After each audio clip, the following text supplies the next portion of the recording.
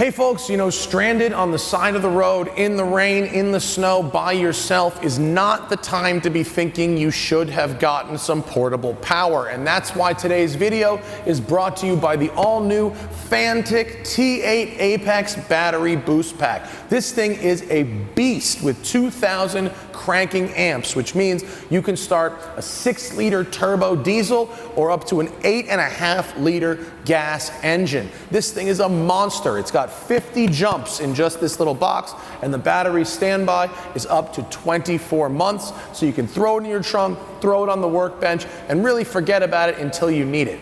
Not to mention, crystal clear display showing real-time battery status, a 65-watt USB port, meaning you could charge your phone or even a laptop up to 6 times faster than what you get out of any other power source, including a wall outlet. Imagine charging your phone 6 times faster. That's G. There's an onboard flashlight and strobe, easy alligator clips to connect to your battery, and a polarity indicator so you're not going to accidentally connect it backwards and spark yourself. In fact, this thing has a whole bunch of technologies to reduce spark, making it safe to use even for people who don't know that much about electricity or batteries. Hit the link in the description, get one for yourself, get one for your family member, keep one on that workbench, and throw one in the trunk so if you see a stranger on the side of the road, you're always ready to help out.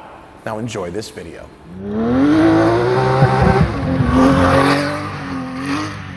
Look right, smash throttle. Step on it! Oh, buddy. Is this gonna work? I don't know, stay on it, buddy. Holy shit, that TJ! was awesome. What did I just drive up in a Porsche? I was really scared.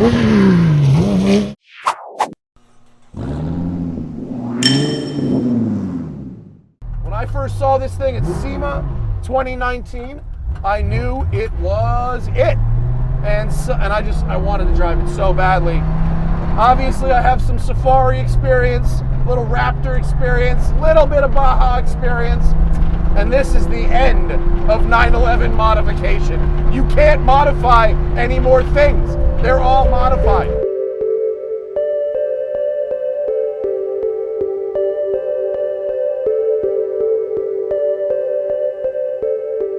Hi, my name is TJ Russell, and we are in Sun Valley, California. This is my humble little 2,500 square foot Baja 911 factory. A Baja 911 is a love child of a drunken night in Vegas between a trophy truck and a GT3 RS. My inspiration came from the better part of a decade building custom 911s for some pretty named clientele. And growing up racing motocross, playing in the desert, I'm a big off-road aficionado too.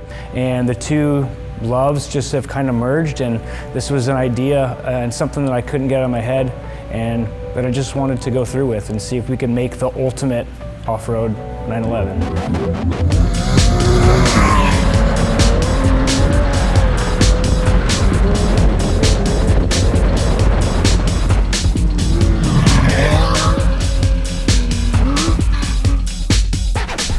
Has a tube chassis integrated into the real car's structure. It has a 3.8-liter Gamroth engine that perhaps, and if you can't see, it has a suspension architecture that accentuates body movement and weight transfer. Smooths out everything bad and lets you work with everything good.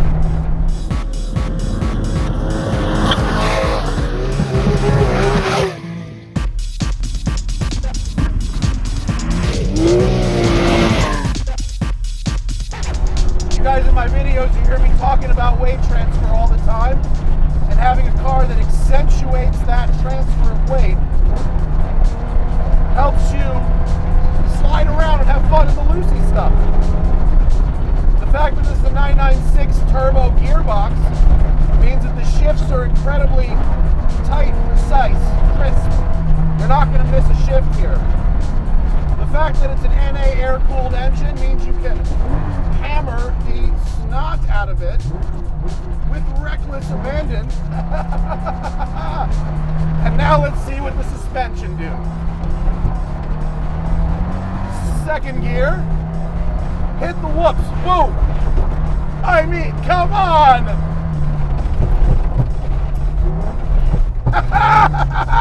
Oh my God, dude. I don't know where I'm going, but because I'm in the Baja 911, It doesn't matter. I don't have to.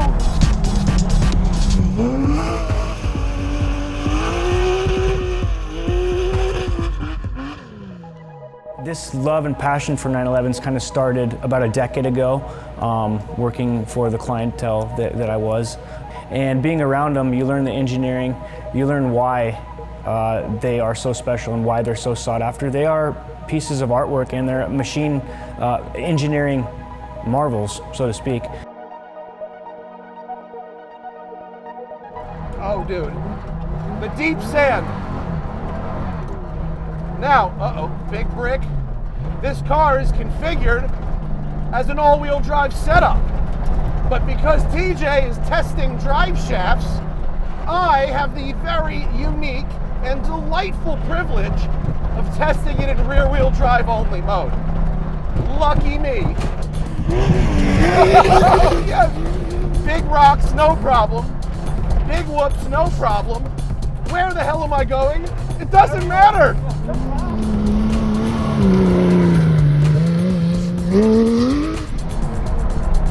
Oh, dude. What do you like, TJ? Left foot or right foot braking? I like right foot braking a little bit, but it's all what you like, you know? Wow.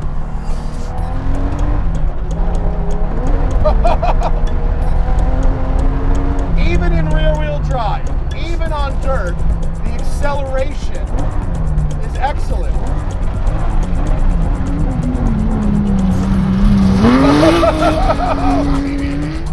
Bro. Got it. Little too much. Dude, the clearance, the travel, the fact that you can just stand. Oh my God. Oh boy. What? It's okay. What? Oh, dude. Where can't you go? What can't you do? Oh boy. I don't know where I am. Go, stay on it, stay on it, stay on it. Is this gonna work? I don't know, stay on it, buddy. Nice and slow, nice and slow. There you go, there you go. There Get you go. the f out of here, dude. Holy shit, That was TJ. awesome. That was Did awesome. I just go up? For a second, I was like, should we have done that? But it just did TJ, it. what did I just drive up in a Porsche? Oh my God, dude. I'm impressed even. That was pretty good. That was so sick. I was really scared. A 911 chassis, just by nature, actually makes for a pretty good off-road car. You think sports car, you think iconic sports car when you think 911, but the fact that A, they have a history, but B, the weight distribution on these. A rear engine car with semi-trailing arms is the most winning vehicle in Baja 1000 history with the Chenoweths. So by nature, all the weights where you want it for traction, they actually are very, very good candidates for an off-road car.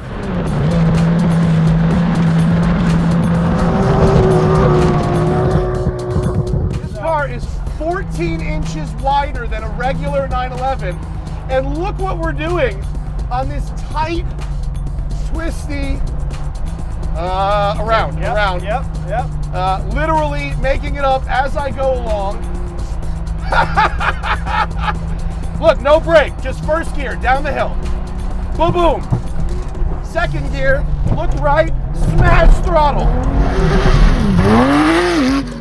Oh, habibi. This is so good, TJ. Thanks, man. So all the way forward to the front differential. Decided to use some components that are already in existence in the off-road world that are tried and true, and then decided to kind of engineer and make my own housing and make my own independent IRS suspension front diff. I try to build things based on if we're going to be servicing it in the desert, if we're in race mode. So it's pretty important. I designed all the suspension to be symmetrical. So your right side A-arms will fit on the left side of your car, vice versa. Same with the trailing arms. Just try to make components that interchange with each other so you're not locked into left and right specific. So what's cool, this car weighs just over 3,100 pounds, which might sound like a lot, but I'll tell you the Cabriolet C4 donor car that we started with weighs 3,200. So outfitted for off-road, full cage, all the goodies, we still came in 100 pounds lighter than the car we started with. Despite the leather interior and fancy aesthetics, this is a pure race car through and through underneath.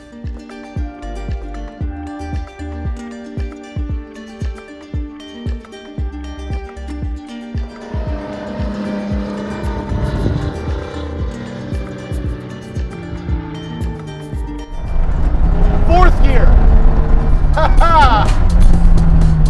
Oh man, my heart is going. I can feel the connection to the car though. Like it's so direct, like it's loose, you know, it's good loose, but like, what's on the other side? It's loose, but it's so telepathic in terms of where I can look up, see, point, smash, and get through. Like, whoa! All good. Visibility, can I? Just a little bit, get it. Whoa! Ah, jump! Oh! I can't see it. Yeah, you just gotta trust it. Well, no, I trust the trail. Yeah. I just don't know if anyone's coming, you know? Yep. Head on in your $500,000. Let's get down into those whoops. Down where? Back here? Yeah, hard right.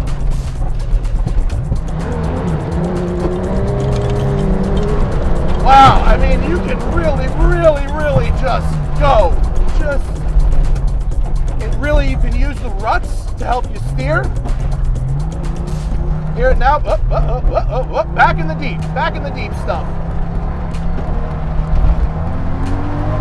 Really smooth power band. You can kind of be anywhere in the rev range, which I love. Good torque, but the car loves to be up on that rev, Up you know? top, yeah, up top. Gamroth, he knows how to build a motor. Woo! The counter steer, I love how smooth you can counter steer. You can really just let that wheel slide into your hands. And step on it! Oh, buddy!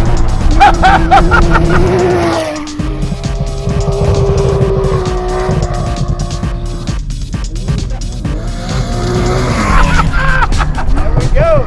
So sick, dude!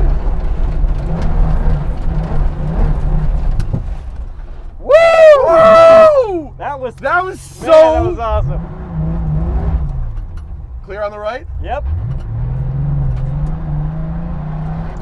Wow, I can't believe that hill. that was so sick. When you come in at halfway, I was like, oh shit. And then you got no choice but to just keep going. Wow, you guys, this is Awesome. this is a car that is done. This is a finished build. This is a car that I could get in the first time and die laughing because I am just, I mean, unless you literally drove it into a wall, you know, Yep. like you're gonna get over it. And I'm glad you got to drive it. It's really hard to explain the experience to somebody. Even with the best enthusiasm, you're like, oh cool, yeah, it's a Porsche that goes off-road. Oh, no. Until you get in that seat and you go do it. You know, having driven Raptor, having driven not trophy truck, but Baja buggy, having done some other types of off-roading, having owned a Safari, this is the end of that. This is where all those roads lead eventually. If you have all the money in the world and you just want the best of everything in one. Now, we got up that hill in rear-wheel drive. I mean, just imagine what this could do with a drive shaft in it. Yeah, and you almost don't need all-wheel drive. All-wheel drive is more for wintry conditions. If we're going to go to Baja and we know we're going to be in silt, Rear we'll drive. run it because it helps. But because, like I told you earlier, the weight transfer and the engine over the ass end, it gets awesome traction and it just squats and gets it. Amazing, TJ. And this is not a one-off build, folks. You can get a hold of TJ, hit the link in the description of the video. You can buy one of these for yourself. He will build you one. It is a thing he does. And they're tailored to each individual. Right. Whatever you want to do with it, whatever you want it to look like. You want AC, you want heat, you want a daily driver status. It's your baby. I'm just here to kind of cater to it, you know what I mean? Absolutely unbelievable. TJ Russell, the Baja 911, one of the most exceptional Porsche experiences I've ever had, and I need to have another go. Oil temp, not even 170. 170. Beautiful. Pretty good. Bye, guys. See ya. And remember, always fight your tickets. Use code TST10 on the Off the Record app available in the Android and iOS store, or go to offtherecord.com/TST.